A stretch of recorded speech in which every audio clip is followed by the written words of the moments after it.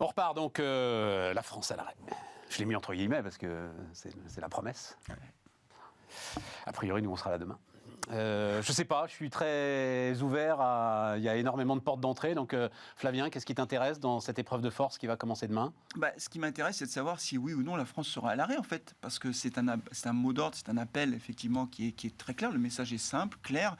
La question, c'est de savoir dans quelle mesure ce mouvement sera suivi. Et surtout, au-delà de la journée de mardi, qui s'annonce quand même être une journée très suivie, d'une façon générale, c'est de savoir si mercredi, jeudi, enfin si cette grève reconductible aura un succès ou pas. Et à la fin, en réalité, la question qu'on est en droit de se poser, c'est de savoir cette réforme des retraites qui, au fil des amendements, des modifications, finalement, rapporte de moins en moins, en quelque sorte. On est parti d'un niveau très élevé. Ah non, mais maintenant, elle coûte. Voilà, c'est ça. Non, là, il faut être clair. À un moment, je suis clair, moi, depuis le début, qu'elle est, n'oublions jamais, appuyée sur un taux de chômage à 4,5%. Oui. Voilà. Donc, tout ça pour ça. Tout ça pour ça, en fait. C'est le sujet, il est là.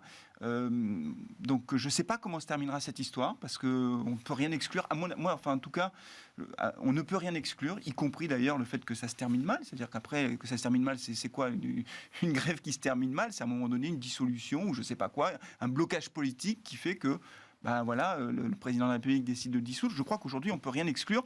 La vraie question, au fond, c'est de savoir si ce mouvement social va être suivi dans la durée, étant entendu que on ne travaille plus de la même façon quand même. C'est-à-dire que le blocage, quand on peut télétravailler, on n'est pas forcément... On n'est plus en 95. Donc voilà, c'est deux questions. Dans quelle mesure ce blocage, cet appel au blocage sera suivi dans le temps? Et deuxièmement, quel sera l'impact pour les Français qui, aujourd'hui, peuvent, pour une partie d'entre eux, télétravailler? Denis, comment est-ce que tu vois le truc?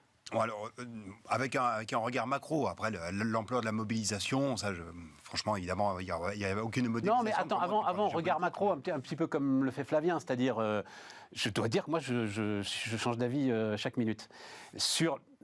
Donc, tu te retrouves avec une réforme dont, alors quand je dis elle va coûter, non, elle va coûter par rapport aux équilibres qui étaient promis au départ.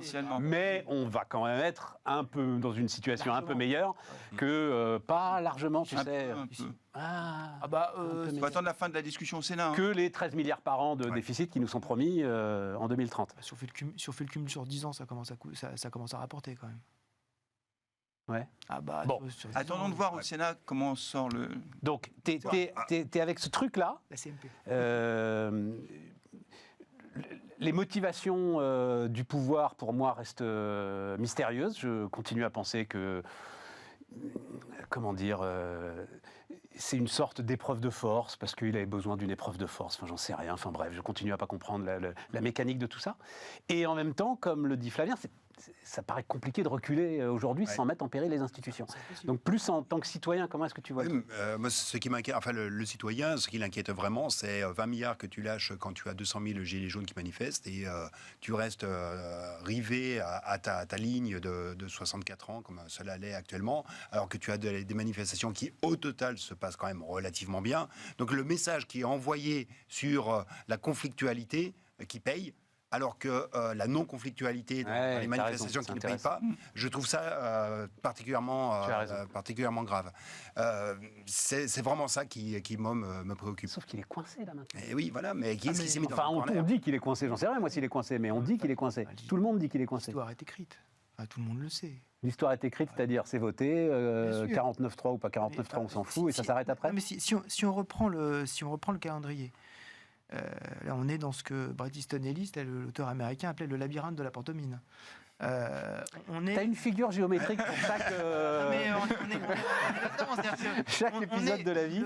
Le projet, globalement, on le connaît depuis décembre. Il a été présenté officiellement le 10 janvier. Il est envoyé à l'Assemblée nationale pour discussion le 29 janvier. Maintenant, on sait qu'après les discussions au Sénat, la commission mixte paritaire, on vise un vote définitif le 15 mars. Et on est en train de discuter sur la possibilité qu'un mouvement de blocage influe un processus entre le 7 mars et le 15 mars. 8 jours. Mais on pense vraiment autour de la table qu'en l'espace de 8 jours, le pouvoir peut dire « Ah non, c'est vraiment trop dur ». Là, je recule. Je me suis engagé dans ma campagne électorale à repousser l'âge de la retraite à 65. J'ai fait 64.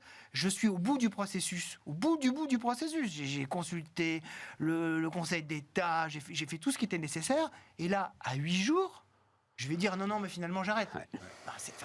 On sait très bien que c'est pas ça qui va se passer. En revanche, ce qui est très dur, c'est effectivement de se dire que va y avoir beaucoup de rancœur et d'amertume qui va sortir de cette confrontation, parce que à la fin, va y avoir le sentiment d'un pays contre l'autre, de nouveau. De ceux qui en fait disent c'est très bien, on va tous travailler plus, en particulier ceux qui ont arrêté de travailler, c'est-à-dire les retraités.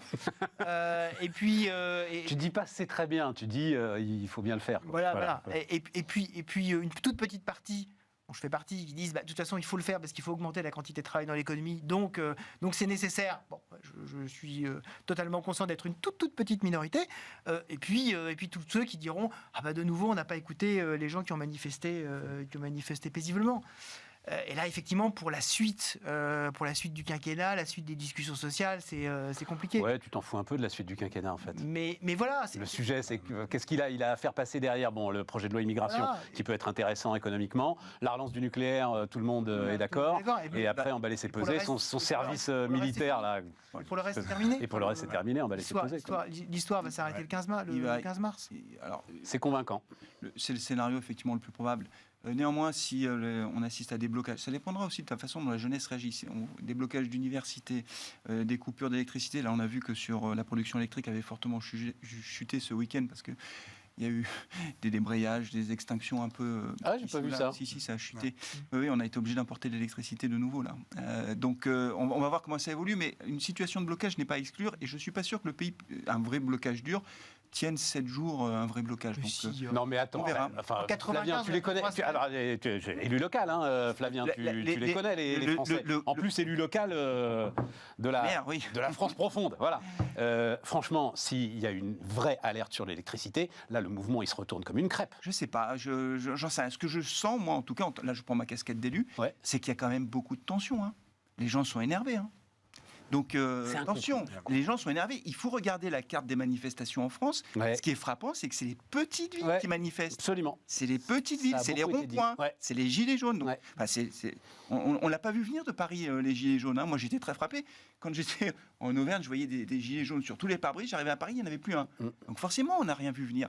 Donc attention, vraiment, il y a de la crispation. Donc il faut être vigilant par rapport à ça. C'est pour ça que, évidemment, le scénario le plus probable, c'est que l'exécutif fasse passer son texte de loi et puis qu'on passe à autre chose. Après, l'autre chose, d'ailleurs, petite parenthèse, le président de la République a visiblement en tête de faire passer une réforme constitutionnelle, ou en tout cas sur les institutions, le fonctionnement institutionnel de notre pays, réduire le nombre de parlementaires, changer le mode de scrutin, Cour suprême, etc., pour reprendre un peu la main, en quelque sorte, en disant on va réduire le nombre de parlementaires, ça c'est très populaire, ça marche à tous les coups. Voilà, et ce sera, moi je veux, contre le peuple, contre les élus. Donc il a cette volonté-là, ça va suivre très vite derrière. C'est pour ça parce que j'ai lu ça, j'ai trouvé ça incroyable. On a quand même une masse de sujets intéressants à traiter. Et il ne me semblait pas que les institutions étaient un sujet prioritaire. Si, c'est pour se jouer... Oui, bien sûr, parce qu'il va dire, si on fusionne... En fait, il discute visiblement avec le président Sarkozy, qui voulait le conseiller territorial, c'est-à-dire fusionner les régions et les départements. Il va reprendre un peu cette réforme à son compte, a priori, en disant on va réduire le nombre d'élus aussi locaux. Et donc on va détricoter les régions de Hollande ? C'est pas impossible sur certaines régions, ouais. C'est une réflexion qui est en cours. Avec l'idée de dire, mais pour que ça passe dans l'opinion publique et reprendre la main, c'est de dire, il y a trop d'élus, ils coûtent trop cher, et donc ce sera populaire. Il va se remettre le Sénat comme ça dans la poche. Là, ça risque de coincer, effectivement. Mais là, il peut jouer le référendum. Hein. S'il veut vraiment le truc... Non, il peut pas aller au référendum. Sur une réforme comme ça, sur réduire le nombre de parlementaires. Avec ce que tu viens de décrire, Flavien, franchement, personne ne lira le texte. Hein. Mais moi, on dira dire non. Moi, je serais... Les référendums sur la régionalisation, ça ne porte pas forcément... Je ne sais pas. En tout cas, une réforme institutionnelle, il a envie de la porter. Tu veux dire un référendum sur la régionalisation après une épreuve politique, particulièrement tendue pour essayer de se ressourcer, ça peut finir en Irlande, effectivement. Ouais. Bon, et sinon, alors, macro, parce que je voyais là, donc, l'excellent baromètre BPI Rexecode de fin février. Incontournable. Je cherche une figure géométrique. Ouais. Hein, le losange. Un socle. Voilà, un socle.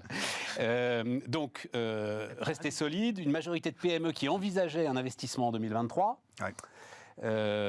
Tension, pour en dire un mot, tension sur le crédit. Est-ce que ça ne peut pas un peu casser cette dynamique-là? Est-ce que ça ne peut pas inquiéter nos... Pas pour l'instant. Enfin, je pense que la tension sur le crédit, pour l'instant, elle est encore relativement secondaire. C'est effectivement un point de vigilance. S'il y a une tension sur le crédit, elle est en priorité sur l'accès des ménages au financement. Et ça, on l'a vu, notamment la très forte chute de la demande de crédit immobilier par les ménages. En revanche, pour ce qui concerne les entreprises, pour l'instant, il n'y a pas encore de tension. Mais ça illustre bien cette idée qu'on a une économie qui, en fait, fonctionne pour l'instant sur un seul cylindre. C'est uniquement l'investissement. Il n'y a que l'investissement qui, pour l'instant, apporte encore un peu de croissance. Bon, sur la conso, je ne vois pas comment elle va redémarrer. Et pour l'instant, sur l'investissement, c'est pour ça que le baromètre nous a donné une indication que l'on n'attendait pas aussi positive. Ouais. Parce qu'on voyait bien depuis plusieurs mois, depuis plusieurs baromètres consécutifs, on voyait s'éroder l'intention de faire de la dépense d'investissement. Et là, en février, c'était plutôt de la divine surprise. Quand bien même les entreprises disent, bon, la trésorerie, c'est quand même plus tout à fait la même chose, c'est un peu plus compliqué. Oui, il y a un petit peu plus de contraintes de financement, mais pas si importantes que cela. On continue d'investir, notamment parce que on arrive quand même à passer des hausses de prix. Les anticipations de hausse de prix que retiennent les PME, Excellent. c'est 4,3% sur l'année 2023. Donc oui, elles voient une capacité à relayer dans leur prix. Elles passent des hausses de prix et d'un autre côté en plus, l'inflation les incite à liquider leur trésorerie, enfin en tout cas à l'alléger au maximum. Ah oui, tout à fait. Alors, un point qui va être très important à regarder, ça va être vraiment le comportement de stockage. On en a déjà parlé à quelques reprises ensemble. Le comportement de stockage qui a été un vecteur de croissance assez important au cours de l'année 2022, dans des conditions de prix qui étaient quand même assez élevées. Bien, ce comportement, il est en train de battre en retraite, c'est-à-dire qu'on est plutôt en train de vider des stocks sur la période actuelle. En attendant de voir exactement ce que tu racontais avec la chimie. Ouais. En attendant de voir à quel coût est-ce qu'on va repartir et à quel moment on va repartir. Et sur l'emploi, alors on va voir, là aussi c'est un peu du rattrapage que je fais, mais c'était, tiens, on va le voir en deux temps si on peut. D'abord, donc Macron, c'était le 14 février, qui se félicite de ce que l'emploi atteint un étiage. Et puis ensuite, Denis, tu es venu le confirmer. Bon, on verra ça. Le chômage. Tu es venu le confirmer. Oui, enfin, le chômage, oui, atteint un étiage. Donc voilà, ça c'est le tweet de Macron, quand même. Ouais. Voilà. Oui, tu vois, on a dit du mal, mais c'est un fait. Et c'est un fait que tu précises, toi, sur toutes les catégories. Alors explique-nous ce tweet que tu as envoyé, que j'ai trouvé très intéressant. C'est une définition large du chômage, parce que le chômage au sens du BIT, ce sont les personnes qui sont sans emploi et qui font une démarche active pour en retrouver un. Immédiatement disponible. Immédiatement disponible. Pour un emploi à temps plein, en plus, au sens du BIT. Tout à fait. Voilà. Donc là, tu as 2,1 millions de chômeurs dans cette catégorie précise. Et puis après, tu as dans l'enquête emploi, parce que c'est l'enquête emploi qui est conduite tous les trimestres par l'INSEE, qui donne les indications à la fois au numérateur et au dénominateur pour calculer le taux de chômage. Tu as aussi des catégories de population qui vont être en sous-emploi, c'est-à-dire des personnes qui sont en emploi à temps partiel et qui aimeraient pouvoir travailler plus. Voilà, exactement. Donc on va les rentrer dans ce graphique. Autre catégorie, ce sont des personnes qui sont considérées comme inactives. Elles ne sont pas dans la population active, donc elles ne sont ni au dénominateur ni au numérateur du taux de chômage. Ce sont des personnes qui ne sont pas disponibles pour prendre l'emploi. Par exemple, une personne qui est aidant, qui accompagne un parent malade, est une personne qui est considérée comme inactive, mais qui souhaiterait pouvoir travailler. Donc ce sont des personnes que l'on va mettre dans le halo autour du chômage, des personnes qui sont à la frontière de l'emploi et du chômage. Et donc cette proportion, c'est à peu près 1,4 million de personnes, le nombre de personnes dans le halo. Et donc tout ça... Quand tu prends toutes ces catégories de population, tu les mets ensemble et tu vas les rapporter à la population active augmentée du nombre de personnes qui sont dans le halo, faut être très précis sur le calcul, oui. Tu arrives au niveau le plus bas que l'on ait jamais relevé, c'est-à-dire 16% de personnes qui sont soit au chômage, soit aux franges du chômage ou qui souhaiteraient pouvoir travailler plus. Et on n'a jamais vu. C'est ça, parce que tu écris, c'est du jamais vu depuis 2003, mais en fait, parce que c'est la statistique commence en 2003. Voilà, la statistique commence en 2003. Les enquêtes emploi ont démarré en 2003 dans leur cadence trimestrielle. Avant, elles étaient annuelles. Donc, effectivement, on a un vrai changement.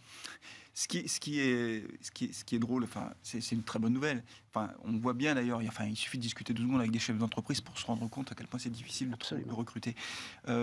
Mais du coup, c'est plus du tout une préoccupation. Mais c'est ça qui est... Mais bien C'est-à-dire sûr. qu'en 2007, l'élection Totalement présidentielle, passé, c'était le numéro dernier rang des 1. préoccupations. Enfin voilà, l'emploi. Ça a même empêché un président de la République de se représenter. Absolument. Et aujourd'hui, voilà, c'est passé sous les radars. Je ne veux pas dire que l'opinion publique est versatile, mais en tout cas, on voit bien que les sujets... en tout cas, le fait que ce ne soit plus une préoccupation, ça prouve que les chiffres sont vrais. Parce que souvent, dans le débat médiatique, Tu as raison, ceux c'est qui vrai. veulent toujours dire que tout va de plus en plus mal ont tendance à dire que les chiffres sont faux quand ils sont bons. Alors quand ils sont mauvais, on ne discute jamais de la véracité des chiffres. Mais quand ils sont bons, on dirait mais c'est truqué, on ne compte pas les gens, etc. Non, c'est la réalité. Et malgré ça, on reste quand même avec un taux de chômage qui reste quand même assez élevé. Quand on se compare notamment avec l'Allemagne, on a quand même un petit sujet de retour à l'emploi, à mon avis.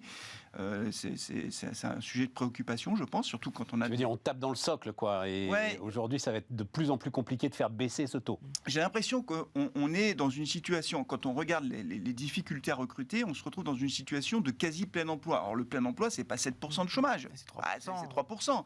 Donc on a un problème. On a un problème quand on se compare aux autres. Donc, mais ça, c'est un problème franco-français, hein, et c'est à nous de le résoudre. Mais très clairement, oui, c'est quand même une bonne nouvelle.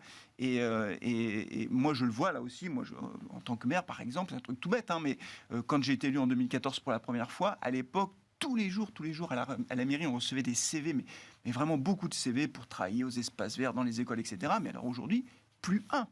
Mais quand je dis plus un, c'est qu'on a du mal à trouver du personnel. On a du mal à trouver des gens pour devenir fonctionnaires et travailler dans les collectivités territoriales. Donc voilà, c'est vrai pour les entreprises, mais c'est vrai aussi pour la fonction publique. Intéressant. Ah, si on voit le côté peut-être un peu plus sombre de tout ça, ça veut dire que le travail est plus au cœur des préoccupations. Comment ça? Non, mais pourquoi tu... Mais ça veut dire qu'en fait, Là. non, mais ça veut dire qu'en fait, on est avec 7% de chômage, on devrait toujours avoir comme sujet le fait de dire il faut arriver à mettre Ah oui, d'accord, tu vois comme ça. toutes ces personnes en emploi. Ouais. Et en fait, Ce serait beaucoup plus efficace en plus que Bien sûr. décaler de 2 ans l'âge de départ en retraite. mais on sent que, en fait, c'est plus le sujet. Ce sujet-là, C'est plus le sujet, c'est que tu rentres, ce que je disais, c'est que tu rentres dans un socle où ou en tout cas, ça on a commence abandonné. à coûter très très Ouais, cher De remettre en emploi. de remettre en emploi des gens qui en sont à ce point éloignés depuis plus de 2 ans. C'est toujours l'exemple C'est ça, hein. du taux d'emploi, des écarts de taux d'emploi selon les niveaux de formation initiale. Tu es à 85% sur 85% de taux d'emploi pour les personnes qui ont un diplôme du supérieur, et tu es à 55% pour les personnes qui ont le plus bas niveau de formation. En gros, le maximum brevet des collèges. Donc on voit bien que la grande difficulté maintenant, c'est le retour à l'emploi de cette dernière catégorie de population. Ça, en termes de nombre, c'est décroissant. Donc il y a de moins en moins de personnes, et c'est peut-être aussi pour cela qu'on s'en préoccupe moins. Moi, ce qui me frappe quand même, c'est que les autres pays européens ne sont pas du tout Non. dans la même situation, au même niveau. C'est-à-dire quand tout le monde dit, bah oui, c'est un L'Italie, problème si. de... L'Italie et l'Espagne est un peu au-dessus, non Ouais, D'accord. Un peu au-dessus, l'Espagne. Ouais, l'Espagne, mais quand on regarde l'Allemagne, quand on regarde les Pays-Bas, quand on regarde l'Autriche... Ah bah bien sûr, mais oui, mais voilà, la réponse c'est bien sûr. Mais non, mais c'est culturel. C'est pas une. Je Voilà. crois pas que ce soit une évolution. Mais c'est un vrai sujet, c'est un vrai très En gros fait, que sujet. Je suis d'accord avec toi, mais je crois pas que ce soit lié à une évolution récente Le fait que sur les 2-3 dernières Et le années. fait que ce soit culturel, c'est un vrai sujet aussi. C'est un vrai très gros On sujet. va faire. Je sais pas s'il y en a d'ailleurs chez toi les expérimentations territoire zéro chômeur. Oui, il y en a, oui. C'est intéressant. Oui, il y en a, hein. il y en a. Je vais faire venir Laurent Canguillaume pour parler de ça. Je sais pas si tu as pu Oui, regarder. pas chez moi, Ouais. mais à côté de chez moi, oui, il y en a. Et globalement, Visiblement, ça marche fonctionne. bien. Ouais, voilà. Ça marche bien. Alors ça Et coûte cher, mais oui, d'accord, ça cher, coûte mais ça cher. marche bien. Mais il y a une ça marche plutôt pas mal. Ça peut être une des solutions. efficacité intéressante. Un mot encore, Denis, Oui, vas-y. peut-être en tout cas sur l'emploi, parce qu'on parle du chômage, mais effectivement, c'est quand même d'emploi dont il faut parler.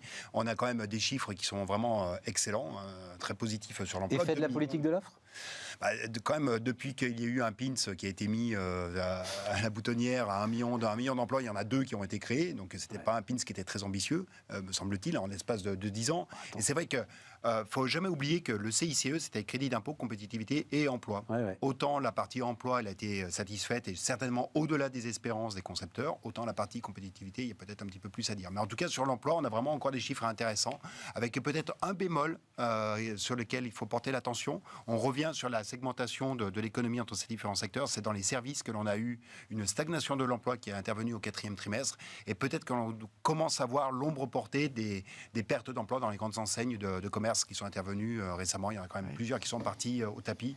Et ça va être un point de vigilance à avoir. Et pour lequel, effectivement, les inscriptions au chômage ne se font qu'avec un décalage de plusieurs mois. Oui, tout à fait. Mais t'as raison. Oui, enfin, j'en sais quelque chose, de manière directe, dans les enseignes qui fonctionnent, on est quand même en crise de recrutement pour des vendeurs. Hein. Ouais. Donc, Les gars qui vendaient des chaussures, ils peuvent aller vendre autre chose. Enfin bon, bref, les tensions sont réelles. Je voulais profiter de l'expertise de Flavien sur le domaine automobile pour parler un peu d'automobile. Il se trouve que là, je l'ai reçu, mais il viendra nous voir, Michael Valentin. Je ne sais pas si tu connais Michael Valentin. De nom. Voilà, il est consultant, il a été consultant, et puis il a monté. En fait, il fait partie, c'est le phénomène qui est en train de monter, de ces startups industrielles. Et donc, il est à la tête d'un fonds qui investit dans des startups industrielles. C'est lui le premier, il y a peut-être 10 ans, qui avait commencé à parler d'Elon Musk et d'une véritable méthode industrielle. C'est-à-dire le premier qui a... Non, c'est pas un Olibrius. Il est en train de changer radicalement les modes de production de l'automobile. Donc il sort un nouveau bouquin, là il viendra nous en parler. Je ne sais pas parce que le sujet me fascine. Pendant là encore la pause, il y a eu les résultats de Stellantis. Je parlais de la marge opérationnelle de CMA CGM, 13% de marge opérationnelle pour c'était quand même PSA il y a quelques années, quoi. C'était ruiné. On a oublié ça, hein, quand on parle des patrons, quand on parle de « Ah oui, mais à quoi ça sert un manager du CAC 40 » 2012-2013. C'est 2012-2013. Exactement. Ils sont ruinés, c'est fini. Il ferme le nez en 2012. Ouais, et je me souviens très bien que moi, à l'époque... Ils brûlent du cash et on dit, en fait, ils vont aller à la cave parce que il aurait Peugeot fallu. ne peut pas, et même, souviens-toi, parce qu'à ce moment-là, on disait, nous disait, il faut tuer PSA, il y a des surcapacités de production en Europe de toute façon, et il faut laisser la dynamique économique se faire. Et donc là, on se retrouve avec 17 milliards d'euros de profit, 180 milliards d'euros de chiffre d'affaires, 13% de marge opérationnelle. Ben oui, avec le troisième profit derrière, justement, c'est CMA CGM et Total, je crois. Ah ouais, peut-être, je n'ai pas regardé. c'est très spectaculaire, quel redressement en 10 ans. Il faut rappeler qu'en plus, Carlos Tavares est arrivé en 2014 de mémoire, donc c'est moins de 10 ans. Ouais. Entre-temps, il y a eu le rachat d'Opel, quand même. Et puis après, bien sûr, la fusion avec Fiat Chrysler. Et donc aujourd'hui, c'est un groupe qui gagne beaucoup d'argent. Dans l'industrie automobile, si on m'avait dit qu'un jour je ferais des marges opérationnelles sur un constructeur généraliste à 13%, j'aurais ri de bon cœur, franchement. C'est dingue. Quelle bonne blague. Bon, voilà. Après, Tesla est à 16, je crois, 16 ou 17. C'est ça. C'est des trucs du luxe, quoi. Ouais, c'est ça. Il faut aller chercher où Ferrari, enfin voilà, sur des micro-marchés très atypiques. Quand on est un constructeur généraliste qui fait autant de voitures à l'année, effectivement, arriver à ce niveau de marge, c'est exceptionnel. Après, on connaît le mécanisme, c'est-à-dire qu'ils ont vendu moins de voitures, c'était plus compliqué, et donc ils ont privilégié la livraison des voitures les plus chères, etc., donc les mieux margées. L'heure de vérité arrive en quelque sorte, parce que maintenant que ça va mieux, maintenant que les délais de livraison de voitures se diminuent, ça va être de voir si cette marge opérationnelle peut rester durablement au-delà des 10%, en fait, parce que 13 et quelques pourcents... Mais justement, tu crois que le signal envoyé encore une fois par Elon Musk, qui a alors sabré dans ses prix, de manière ahurissante, là aussi encore, 20% de baisse de prix d'un coup comme ça, etc., c'est ce qu'ils vont être obligés de faire. Ça a beaucoup chagriné l'ensemble du secteur. Oui, parce que si lui le fait, oui, c'est un signal. C'est clairement un signal. En fait, il ne faut pas oublier quand même, parce que ça aussi on l'oublie, c'est que l'industrie automobile, c'est une industrie de masse, de volume. Il y a des usines, il faut les faire tourner. Et donc, à un moment donné, pour faire des volumes, il faut quand même que les clients en face, aient les moyens de s'acheter ces voitures. Je pense, et nous on l'a montré dans notre dernière étude sur l'automobile, la voiture quoi qu'il vous en coûte, pour l'interrogation, on arrive quand même un peu au bout de l'histoire. C'est-à-dire qu'on est au bord de la rupture. Enfin, je redonne ce chiffre, mais en France, cette année, en 2022, on a 2,4% des ménages qui ont acheté une voiture neuve. Plus personne n'achète une voiture neuve. Au début des années 90, on était à 8% des ménages qui chaque année achetaient une voiture neuve. En fait, seuls les gens aisés. Et ce sont des retraités qui achètent des voitures d'ailleurs. 57 ans en moyenne. Voilà. Donc voilà, donc l'exercice a ses limites parce que vendre des voitures très chères, mais à très peu de gens, au bout d'un moment, ça passe plus. Et même avec ces formules d'abonnement là qui sont aujourd'hui. C'est tout le pari qu'ils font en fait. Ouais. Mais malgré tout, alors quand on est en location, ça permet quand même de diminuer le prix du loyer, hein, parce qu'il y a une valeur locative, une valeur de rachat qui fait qu'on minore un peu le loyer. Je ne rentre pas dans les détails techniques, mais globalement, c'est une façon effectivement de réussir à récupérer des clients. Mais je pense que là, on est un peu au bout de, pas de l'histoire, mais voilà, je pense qu'on est au maximum de ce que l'on peut obtenir en termes de prix, parce que sinon, oui, on ne vendra plus de voitures. Mais d'ailleurs, Carlos Tavares l'a dit, hein, la voiture électrique est beaucoup trop chère. Ils en sont conscients, ils savent très bien qu'on ne peut pas tellement aller au-delà. C'est pour ça d'ailleurs que Citroën va prendre un virage pour devenir une sorte de Dacia du groupe Stellantis. On va voir, parce que ça, je l'entends depuis tellement longtemps sur le positionnement de Citroën. C'est vrai. C'est Citroën.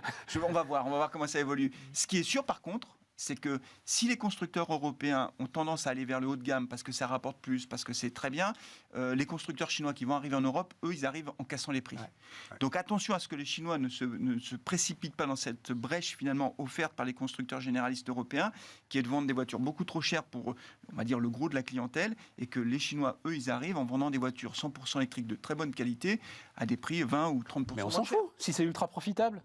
Ah mais non, mais c'est simplement pour notre industrie. Mais on voit les Allemands qui commencent à trembler. Là, d'un seul coup, ils ont dit la voiture électrique en 2035. Non, mais justement, pour notre industrie, il vaut mieux... Enfin, tiens, on va voir le chiffre, d'ailleurs, on va voir le dernier graphe du jour, c'est les Échos qui publiaient ça, sur les véhicules produits en France. Donc la baisse, elle est inexorable. Mais justement, si tu te mets à remonter les prix avec des marges plus fortes, etc., tu gardes les moyens de construire ces véhicules en France. Oui, je reprends LVMH, ok, on fait plus de t-shirts, mais c'est pas grave, on fait des sacs à main. Le peu de voitures qu'on produit, effectivement, c'est plutôt sur le premium. C'est plutôt du 5008 que de la Clio. Ben voilà, bien sûr. Oui, c'est vrai que là, la courbe est spectaculaire. Enfin, nos constructeurs, quand même, il faut qu'ils fassent des volumes. Et incontestablement, le risque que les Chinois prennent des parts de marché importantes en Europe, c'est un risque qui est avéré aujourd'hui. On ne rejoue pas le Japon des années 90, là ? Non, ils sont bons. Hein. Jacques Calvet, vous vous souvenez de Jacques Calvet ? C'était déjà Peugeot, d'ailleurs. Il y avait les Coréens aussi, qui à un moment donné avaient eu... Bon, Denis ? Oui, c'est vrai que c'est... parmi les autres exemples de redressement de l'automobile, il y a Porsche.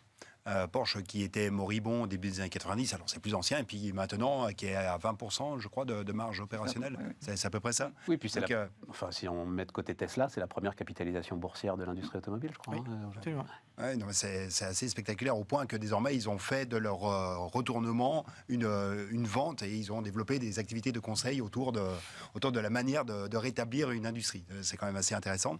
Mais est-ce qu'on peut avoir dans ce cas, dans un tissu industriel, uniquement de l'activité de haut de gamme et d'avoir totalement délaissé le mass market? C'est vraiment cette équation. Est-ce qu'en gros, en Allemagne, on peut avoir uniquement Porsche et ne plus avoir des productions type Opel, alors c'est passé chez Stellantis. Mais c'est déjà plus ou moins le cas, les gars.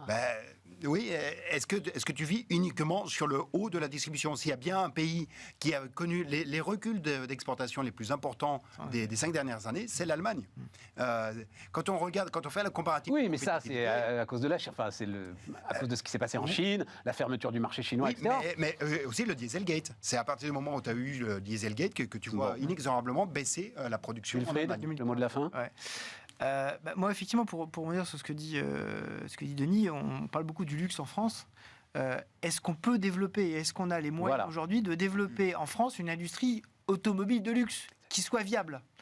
C'est ça la véritable question. Est-ce que le label Made in France, on sait que l'Italie, peut-être que ça peut marcher. On voit que, alors je n'ai pas précisément le chiffre en tête de la capitalisation de Ferrari, mais je pense qu'elle ne doit pas être loin de la capitalisation de Porsche, parce que ces chiffres sont tellement stratosphériques.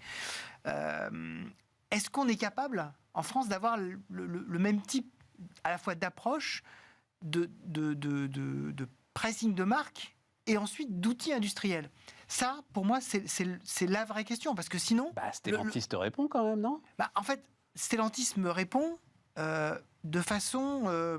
c'est l'Amérique qui porte beaucoup de ses marges, c'est vrai. Exactement, de façon assez partielle, parce que il y a Jeep, Jeep, c'est leur marque qu'ils mettent partout en avant. Tout à fait. La question, c'est est-ce qu'on peut avoir, par exemple, est-ce que Alpine peut être le Porsche de Renault. Ça, c'est une vraie question. Je pense que c'est un des paris de Luca De Meo, c'est de dire je suis capable de développer ça et puis derrière je fais monter mon groupe en chasse. Et c'est pour ça que je partage ce qui vient d'être dit sur les interrogations autour de Citroën. C'est pas du tout l'ADN de Citroën de devenir le Dacia de l'Europe. Est-ce qu'ils veulent vraiment, est-ce qu'ils peuvent le faire? À voir. Je sais pas. C'est quoi l'ADN de ça? Enfin, on est au bout, mais... La quand DS, la DS, voilà. Oui, présidentielle. non, mais tu prends la DS, mais la DS, moi je te prends la 2 chevaux. Moi je te prends la 2 chevaux, je te prends le berlingot, je te prends Citroën, c'est la bagnole des bonnes sœurs qui accompagne les Français depuis très très longtemps. Donc il y a un coup à jouer. La bagnole des bonnes sœurs, ça sent son admirateur de Louis de Funès. Ça sent son admirateur de Louis de Funès. Absolument. Que je partage. C'est le même club. Je suis dans le même club. Bon, merci les amis. Merci à tous de nous avoir suivis. Puis on se retrouve demain, tout le monde sera là. Hein, donc voilà, pour évidemment parler très largement de l'épreuve de force qui nous attend.